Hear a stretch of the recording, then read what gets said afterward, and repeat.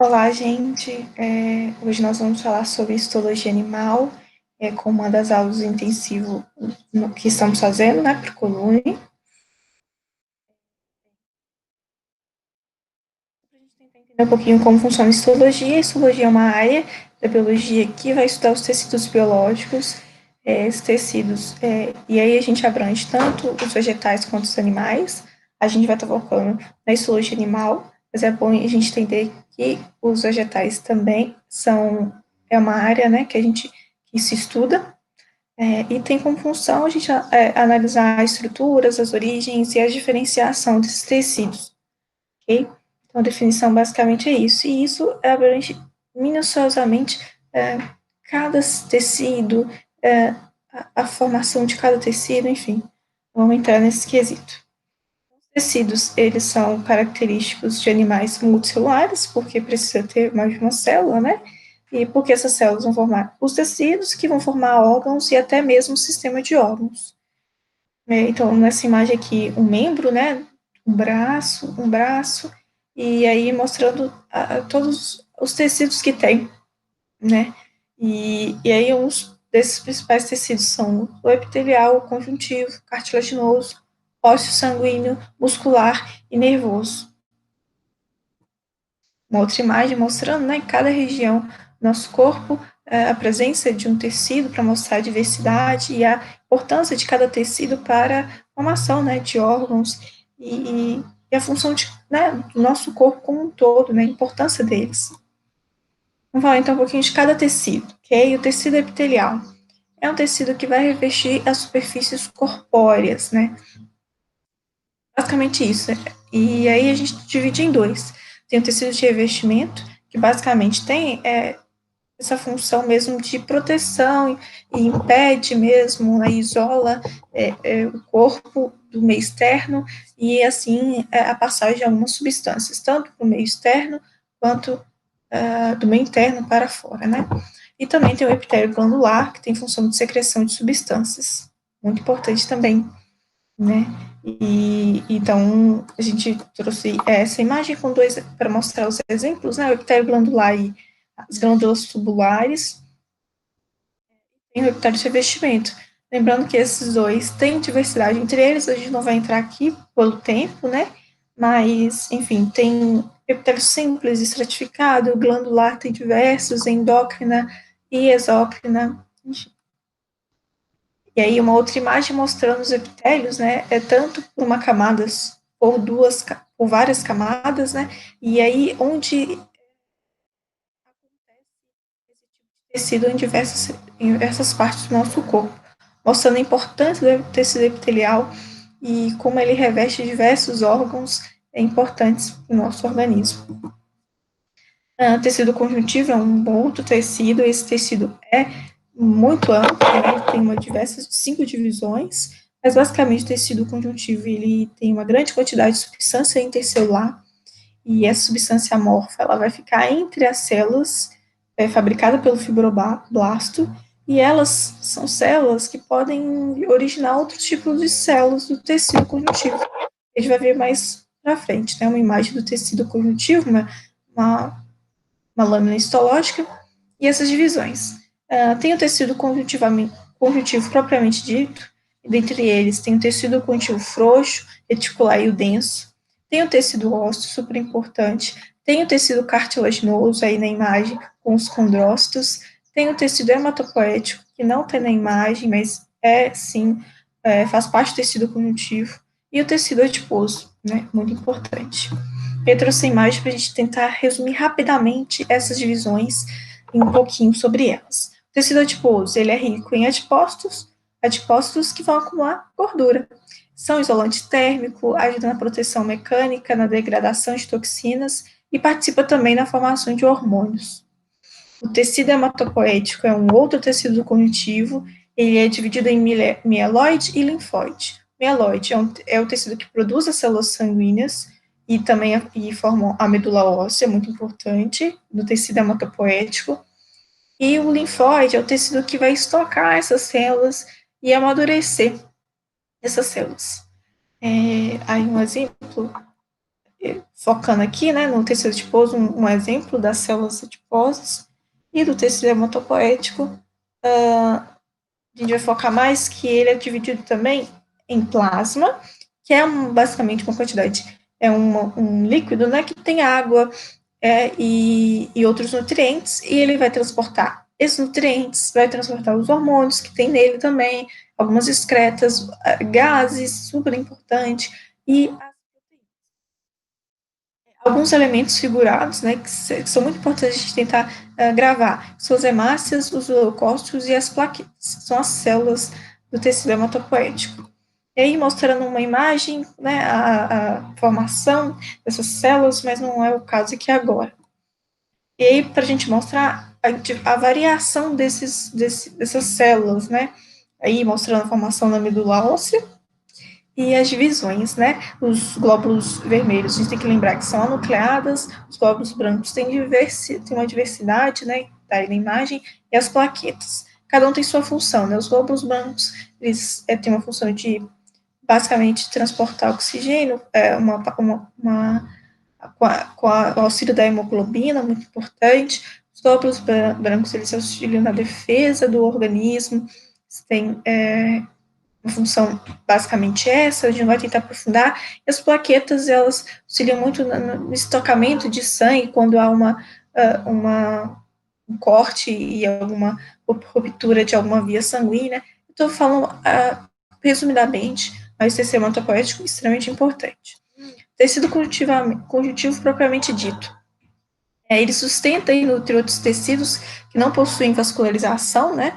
E considera um tecido de preenchimento e sustentação. Imagem aqui com algumas células desse tecido, e é importante a gente lembrar essa região intracelular, né? Muito importante. E, enfim, lembrando que eles são vasculares, né? Tecido ósseo possui material extracelular calcificado, e isso auxilia muito essa calcificação na sustentação do corpo e proteção de órgãos e da locomoção.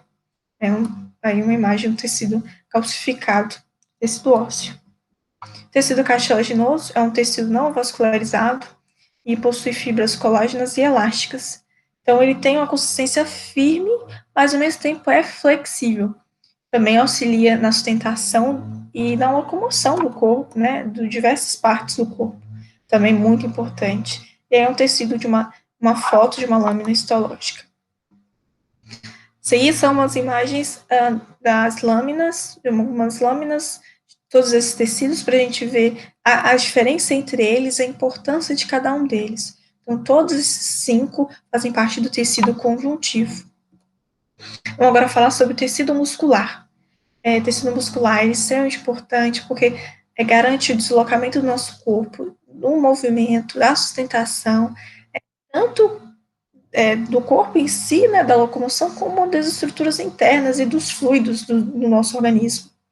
É um tecido contrátil e aí tem como suas células longas, né, e são chamadas de fibras musculares ou células musculares. Aí, para a gente mostrar um pouquinho sobre a divisão desse tecido, tem um tecido muscular cardíaco, o esquelético e liso, que são importantes, e tem, se vocês conseguem ver que tem uma formação diferente. O liso, por exemplo, são involuntários, o coração também, que são regiões onde há um metabolismo, vamos dizer assim, constante, né? Então, é preciso que esse tecido não seja voluntário, que seja involuntário mesmo da nossa vontade, certo?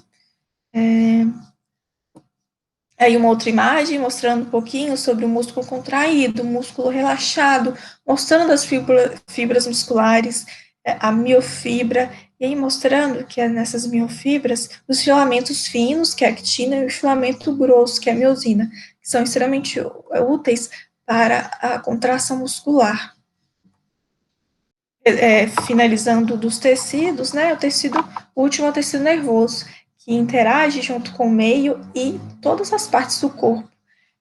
A sua principal célula, só para a gente resumir, é os neurônios, onde os dendritos, eles são ramificados, eles vão lá, capturam o estímulo, eles vão passar pelo corpo celular, e passam pelo axônio, levando assim, essa informação para outra célula, enfim, interagindo assim com todo o corpo e com o meio ambiente, né? E a gente não vai aprofundar, mas só umas imagens para a gente mostrar o tecido nervoso nessa imagem.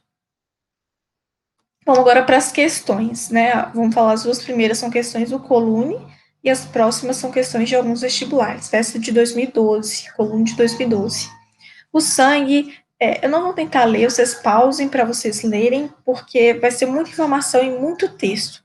Vamos tentar lá para as questões já, né? As células do sangue e as plaquetas de uma pessoa foram feitas as seguintes sobre, né, essas células e as plaquetas. Foram feitas as seguintes afirmativas. O transporte de O2 ocorre através da presença de hemoglobina no interior dos glóbulos vermelhos? Sim, a gente não falou muito sobre isso, mas sim, a hemoglobina é extremamente importante para o transporte de oxigênio no interior dos glóbulos vermelhos. Os glóbulos vermelhos, seres humanos, são anucleados? São nucleados, assim como os mamíferos e as aves não são anucleadas, são nucleadas sim, então é falsa. O núcleo dos glóbulos brancos diminui no sangue das pessoas com doenças infecciosas, como pneumonia, tuberculose, sarampo? Sim, os glóbulos brancos, como a gente disse, eles atuam na defesa, então se tem alguma região que está com infecção, esses glóbulos, eles diminuem no sangue e vão para essa região. Então é verdadeira, né? Diminui sim no sangue.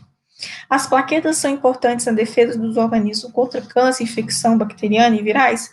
Não, a gente diz que são os glóbulos brancos que atuam na defesa, né?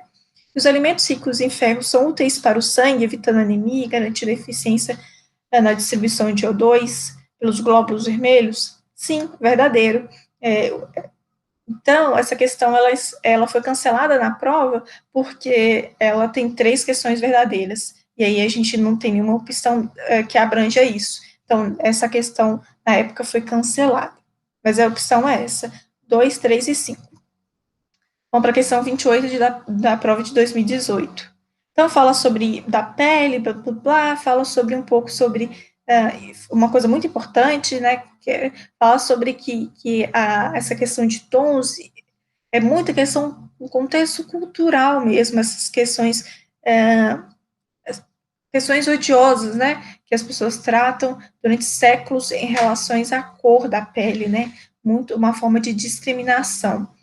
E aí, vamos falar sobre, com base no texto que vocês pausem para ler, é correto afirmar que a cor da pele é apenas uma característica humana que depende principalmente da. A gente não falou sobre isso na aula, mas uma coisa muito importante para a formação do tom da pele é a melanina, né, que produz pigmento, que auxilia na proteção da nossa pele mesmo contra a radiação solar.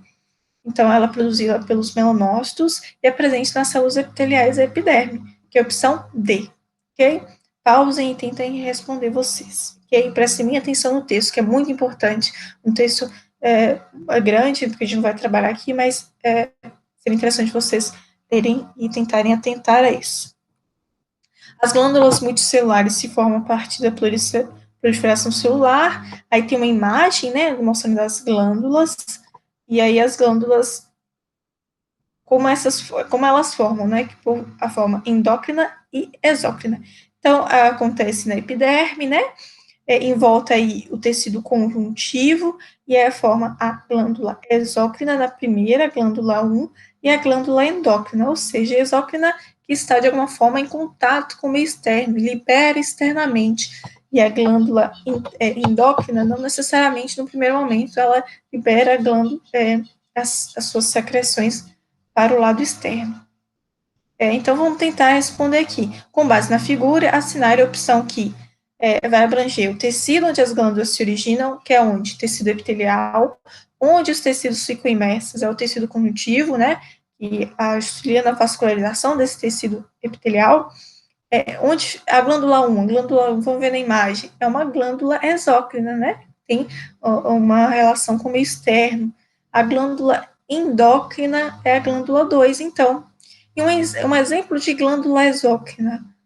Olhando pelas opções aqui, das questões, pâncreas, tireoide não é o caso, glândula salivar, produz saliva, Então, é a opção A, ok? Vamos, então, responder a essa questão, que é para relacionar com as colunas. Vamos rapidinho. Células alongadas, rica em actina e miosina. A gente já falou, né? Tecido muscular, letra D. Suas células estão justapostas e não apresentam vasos sanguíneos. Não apresenta vasos sanguíneos é tecido epitelial, né? Tecido, letra A. Basicamente, sem substância intercelular. Tirando as outras opções que nos resta, seria o tecido nervoso, né? Já que o tecido sanguíneo e conjuntivo apresenta sim. A letra E. As células se encontram imersas em substância intercelular que se apresenta em estado líquido, tecido sanguíneo, né, o sangue. E a última opção é a B, tecido conjuntivo, que são diversos tipos de células imersas em material intercelular de consistência variável. A última questão agora, VOF, tecido epitelial vascularizado, ou seja, rico em vasos sanguíneos. Falsa, não é rico. Tecido muscular liso se contrai involuntariamente? Sim. O tecido sanguíneo é composto por plasma, eritrócitos, leucócitos e plaquetas. Lembrando que, se vocês olharem aqui, já é falsa, porque eritrócitos não são glóbulos brancos, são glóbulos vermelhos. Tá ao contrário, essa opção, né? Tecido conjuntivo é dividido em tecido conjuntivo propriamente dito, adiposo, cartilaginoso, ósseo e hematopoético? Sim, são 5. E aí está contendo 5. Quanto aos neurônios, o axônio é ramificado? Não, o axônio não é ramificado, os dendritos são ramificados, ok? Então, vamos encerrar aqui. Se vocês tiverem alguma dúvida, vocês podem deixar aqui nos comentários. A gente vai tentar responder o máximo que a gente conseguir. E eu agradeço muito pela atenção, pela nossa aula meio rapidinha, mas espero que vocês consigam ter o norte para vocês entenderem um pouco depois. Enfim, sugestões e dúvidas nos comentários. Muito obrigada, viu, gente? Bons estudos.